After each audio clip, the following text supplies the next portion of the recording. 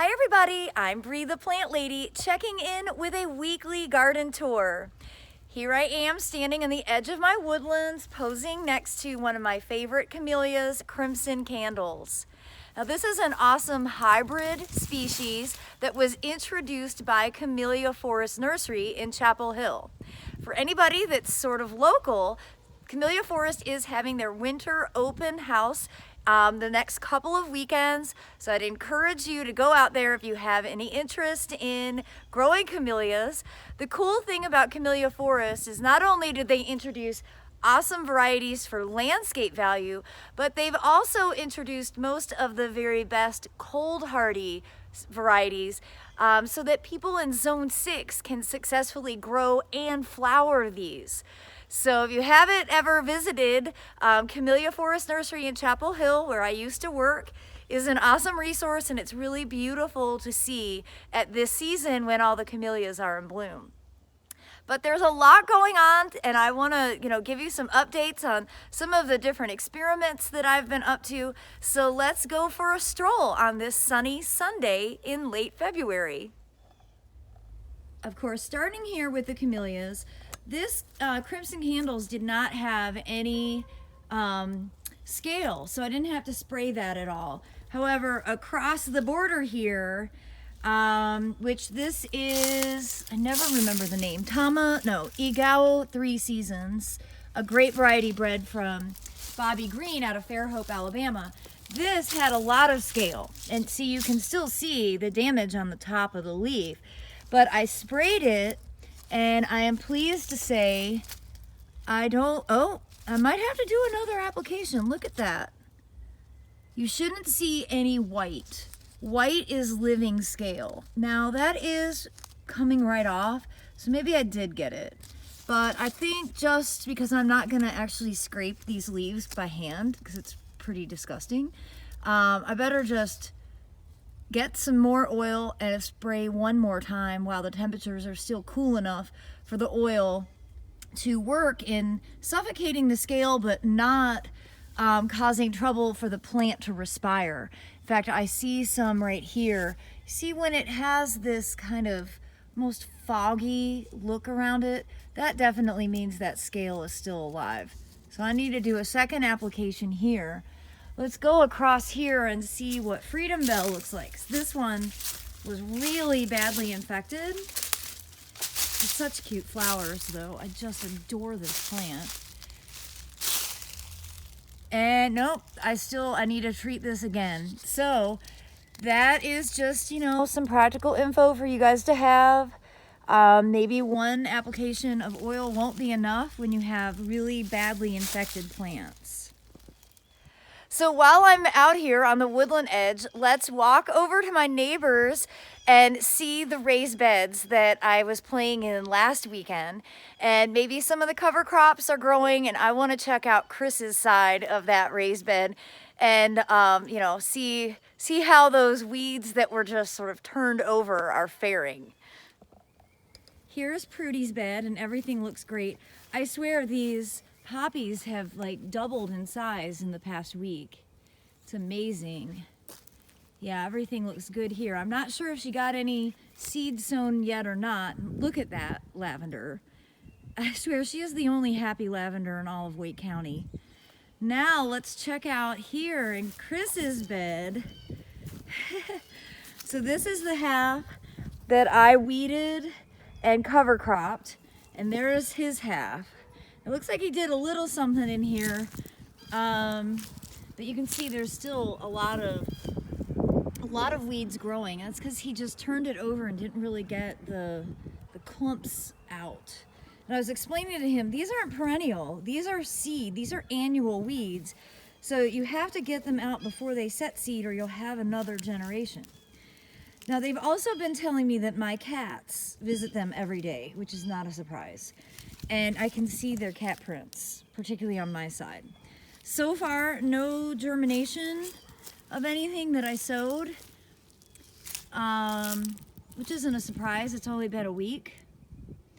But hopefully this experiment will be a success. And actually, we're going to plant potatoes in this bed, and I know the potatoes will do well. We'll probably do that sometime in the next couple of days because it's going to be in the 70s for the beginning half of this week. And don't worry, I definitely am going to make a lot more videos with Chris and Prudy because they are awesome and they are so much fun. And hey, you have spoken and everybody loved Chris and I do too. And so it's just, I just feel so grateful to have neighbors like this that I can come outside and play with. And while I walk across, you see, this is sort of like the property border between this neighbor house and Chris and Prudy's, and there were Leyland cypress, all of which died, of course, because they're stupid. No one should ever plant them ever again. And you can see the blank slate backyard, that fabulous Taxodium. And the class from NC State came this week and took measurements and interviewed me, and I am so excited. I'm gonna have 6 designs to be able to look over and compare with my own. And I am soon going to be drawing out my dream plan for this property. And it's just, yeah, I'm really, really excited about having this new venture. And we've made some progress inside. So I just wanted to give you a quick tour where we've been sort of selecting artwork and furniture placement. So let's go on inside. All right, so we entered in the back door and I moved the furniture about and we have gone through the pictures that we've acquired. I just want to say so far we haven't actually purchased any furniture or art for this house. We have gotten everything through making donations to our local Military Missions in Action, which is a wonderful nonprofit, and they have a lot of furniture and beautiful art. So we are, this is like a plastic table. We're gonna put a round table in here, obviously. And one thing that has been determined due to economics is that we will be using this as the Air BNB. We aren't gonna move in. So that's exciting because I think this house is great and I think it'll be a really nice place for people to stay. So again, we went through last night, we cleaned really for the first time and kind of got general room layout. You know, we're aiming to have a bed in the middle, 2 side tables, 2 lamps, you know, minimal furniture so that the rooms don't feel cramped but accommodate guests. This one is the only one that we actually have a bed set up for. Into the master, we've gotten the box frame, but not a mattress yet. And, you know, I guess we haven't made that much progress, but it felt like progress to me. I'm so in love with these bathrooms. It's just like irrational. I only have one piece of art for the bathroom. And I'm just so excited to get this up and running. Like, you know, we've been working on this since August and we're just waiting on the stupid kitchen cabinets. I mean, every day that Lowe's doesn't call is good because anytime Lowe's does call, that just means they're delaying it that much more. And, you know, we have everything else. We have all the appliances. We just need those cabinets to show up so that we can actually close on the property and own it. We can't get the mortgage without it being occupiable, and turns out you can't occupy a home without, you know, running water and cabinets, a kitchen that functions. So yeah, we're starting to grow weary of this waiting pattern and hopefully it'll be finished like in 3 weeks. I hope I didn't just jinx it. Send us your good vibes, you guys. Would really like to be able to have this so that I can start teaching classes, you know, as we build this new garden from ground up and make it so people can have a really awesome, authentic experience. Because that's the whole goal with how to use this property. And yeah, once we get a kitchen, it's gonna be full steam ahead. As we walk out the front door, we have got our beautiful barn quilt from Rescued Wood Rehab hanging. And As we pan out to the blank slate of the front garden, just wanted to address some concerns about our use of concrete. You know, we have to think about affordability, and we are going to be very responsible with our plant selections, making sure that any impervious space we create, we compensate with areas that will collect water and have plants that can help absorb any excess moisture. We, from the experience of having gardens next to the house there, we just recognize what a maintenance nightmare it is. And we like to keep our houses, power washed and painted regularly. These are built of wood. Termites can become a huge problem. So we've just decided that having no planting beds house adjacent really is the most responsible thing for the overall management of this property. And I know it's going to be done super tastefully and beautifully. And I know it probably sounds extreme that I'm like, oh, I want to put concrete in. But it's not like it's 10,000 square feet of concrete. We're looking at maybe 250 square feet. And then compensating with so many large garden beds out here in the middle of this property. And our decision to add an irrigation system is simple. It's just that the reality is there are times of year when you've got to water here in the southeast where it's super hot and really dry. And it's not like we have to use the irrigation every day. I'm not going to be that idiot that has their water running when it's raining out, but it would be really amazing to have access to water, not just attached to the house. And that for me is really the goal of putting in an irrigation system, is to make everything more accessible and more easily managed.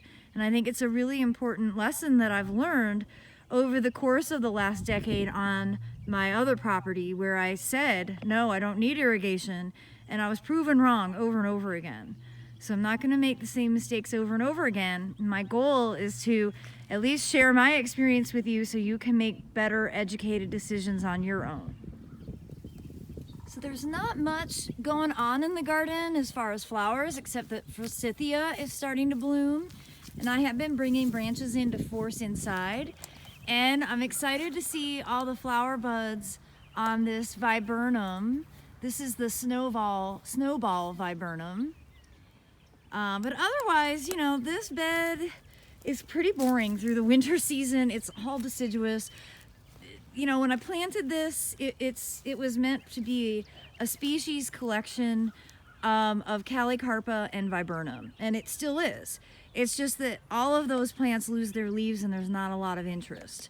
So I would recommend instead, and what I'm going to do on the new property, is be really aware of mixing in conifers, broadleaf evergreens, and deciduous plants so that you don't just get, a bed that's all boring at the same time. The deer have absolutely been devouring the barley. This has never happened to this degree before. You can kind of see where it gets greener, and I guess maybe we did a better job spraying the I Must Garden, but I've got to come back out and spray. They are just nibbling it to nothing. And well, this is like a really an important visual border, particularly for the spring open garden, which is scheduled for Saturday, May 7th from noon to 4 p.m. And that is Mother's Day weekend. We are hoping to have a professional photographer on hand to snap family photos for people with a beautiful flowering background. I will have plants and seeds and books and soil cube for sale, and it is free, open to the public, no registration. So mark down Saturday, May 7th, and plan to come on out for an in-person experience. And by then, these borders are going to look a lot more interesting because right now they're not breaking any records for general winter interest. Though, the bulbs are growing fast. You can see even just from a week ago, the massive amount of daffodils planted in here have grown, like they've doubled in size. And I'm super pleased with all of the flowers that are in here, mostly poppies, bachelor buttons, and larkspur. So in May, this will be beautiful. In February, it is like the most boring thing you've ever seen. One thing that I don't think is boring is this awesome ground cover of the Wildfire lettuce mix. Look at how dynamic, colorful that is. And I've been harvesting this for eating, which is awesome. Well, look what's blooming. This is such a fabulous camellia. This is October Affair, another one introduced by Camellia Forest. And it's just such a magnificent formal double. And this was blooming really well before we got cold in January. So I'm so pleased to see that it has so many more flower buds. That's a must grow if you live in zone 7 to 9. Look at all these hellebore flowers. Believe it or not, I have been harvesting these every couple of days for floating flower arrangements, but they just keep on blooming. And someone asked, like, will they put on more flowers if you cut them? And I don't think they do. Although maybe I'm wrong. I haven't been able to find any scientific information to say that they do. But you see, they just have a lot of flower buds on them. And by removing these, they don't expend any energy into trying to set seed. So maybe it does increase their flowering over a longer period of time. Again, I remove the flowers, one, because I want to enjoy them, you know, in my floating arrangements, but also because I don't want them seeding everywhere. And I'm telling you this because they do. They seed profusely. And I know when you don't have a lot, you think that sounds good, but it's not good. Trust me. They can become invasive really easily. So just beware. Don't say you weren't warned. Bree the Plant Lady has given you the scoop on hellebores and how to grow them in a way that makes them not invasive. And that is simple. You just have to pluck off these blooms and enjoy them in a flower arrangement. Speaking of floating flower arrangements, I'm just going to add these fresh blossoms to this one. It's already here. We did get some rain and they get sort of beat down in the rain, but still, look at that. They're so pretty. And you guys might remember a few weeks ago I started sowing broccoli and cabbage. And so far the broccoli is germinating quite well. But the cabbage is not, but it's consistent. Both, I mean, they're starting to germinate, but they're really small, they're slower. So these were done on February 3rd, and they've stayed outside the entire time. And yeah, of course, they're much slower than indoor, but here's the deal. They're acclimated to the reality of growing outside. Like, most people don't grow broccoli to the harvest stage indoors, right? You just start the seeds and then you pop them outside. Well, indoor to outdoor temperatures are extreme, and that can really damage your broccoli, which is why you have to slowly acclimate your indoor germinated seedlings to the outside. This is why I just do it all outside. Let's find a sunny area. This is my west-facing brick back patio, and yeah, this is the right place to grow out seedlings at this season where temperatures are up and down. And you know, we have a warm couple of days coming, but then we go right back down into freezing every night with, you know, highs in the 40s. So just be really conscientious at this time of year. And remember, now is the time to sow cool season vegetables, not tomatoes, not peppers. It is way too early for those summer crops. Stop skipping spring. Summer in the southeast is more than long enough. You do not need to start your summer crops in February.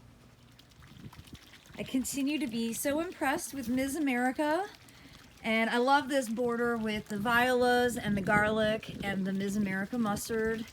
I'm really happy I had done that in all of these beds. It's looking nice.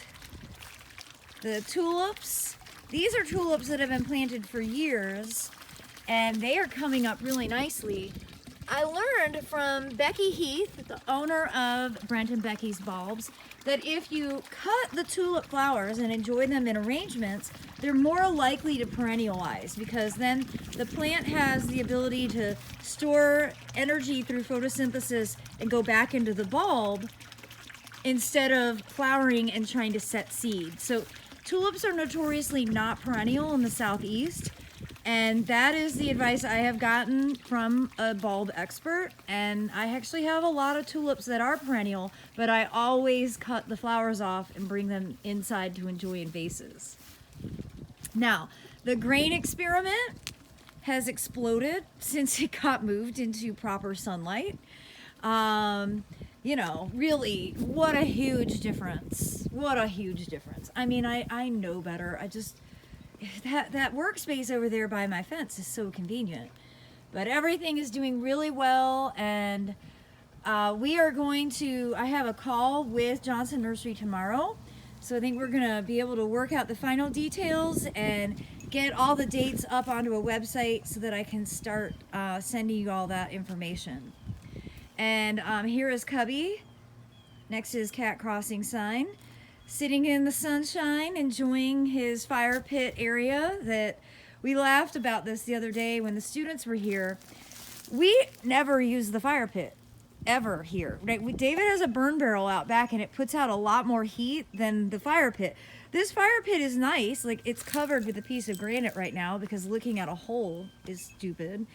And you can build a good fire. It's just that, yeah, it's just still not quite as practical as you want it to be. And the students were asking if we wanted a fire pit next door. I was like, absolutely not. You know, we have two places for fires on this property. We absolutely do not need to have a third. Maybe some people are more apt to having fires more often than we are, but it's just not something that we do frequently enough to justify building yet another space for fire. Real quick, point to the ground. You can see more self-sown poppies, and I know they don't really look exactly like dandelions, but they have a little bit of dandelion quality because, you know, they're a rosette, but recognize they're much softer green, and again, self-sown, right on the edge, bed adjacent. Not actually in the bed, because that's not what they do. And I really appreciate all the kind comments that people made about my 2 really nerdy winter seedling ID videos. I want those to be a helpful resource, because I know sometimes identifying what's germinating can be intimidating. And I have all kinds of stuff, good and bad. You know, here is good, poppy. Here is bad, lamium. You know, here, I don't really consider Poa annua bad. It's just, you know, I didn't really want grass growing here. But, you know that you are not an island, and that anyone who gardens has weeds. And that's okay, and that's just reality. I haven't even walked into the greenhouse all week long. Probably things are getting a little dry. I need to water. I don't have water hooked up out here at this season because the water lines usually explode. So I actually have to like hook up a whole bunch of hoses to get water to the greenhouse through the winter. And over here, I wanted to show you that the Mount Aso Pussy Willow is definitely starting to expand. It's not quite flowering yet. When it flowers, it'll have like little yellow anthers.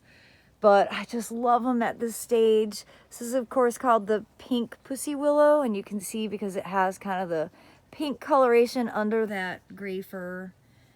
And it's been a great plant for me. I actually won this at a Master Gardener event back in 2019. And, you know, it's just like I think like a 1 gallon, and I was so excited because not a lot of the nurseries in North Carolina grow willows. I don't know why. They do fine. They just don't grow them. And I've wanted it for ages, and so excited. Like, you're like 500 people, and somehow my raffle number got called. So it has a very special place in my heart. And I have propagated a few that I'll have at the spring open garden. Again, Saturday, May 7th, noon to 4 p.m. rain or shine, I have rented a 20 by 20 tent. Of course, at this time of year, I can't not show you the Edgeworthia, and it is slowly opening more and more, and the scent is so incredible. I sure do wish there was smell-o-vision. These will continue to open. They're like, all of these center flowers are flowers that will open, and they'll be like literally balls of yellow. I always call them little balls of sunshine that smell like honey. No question, this has been an exceptional Edgeworthia season. As I make my way over to this side property border, I'm really pleased. The I Must Garden spray has worked on these clumps of wheat that the deer and cats were nibbling seriously, and they've grown already like a foot. So that's motivation for me to get more spray mixed up and apply it today, because I really do want to preserve the barley border that's growing out front in the wave, because it's a spectacular sight. And so much of what I do all winter long is targeted for that May season when I host a lot of garden tours and I have the open garden. Remember, free, open to the public, no registration. More details can be found on my website, bregrows.com. And I hope you've enjoyed today's garden tour, and I thank you so much for watching, and I look forward to giving you an update again next week.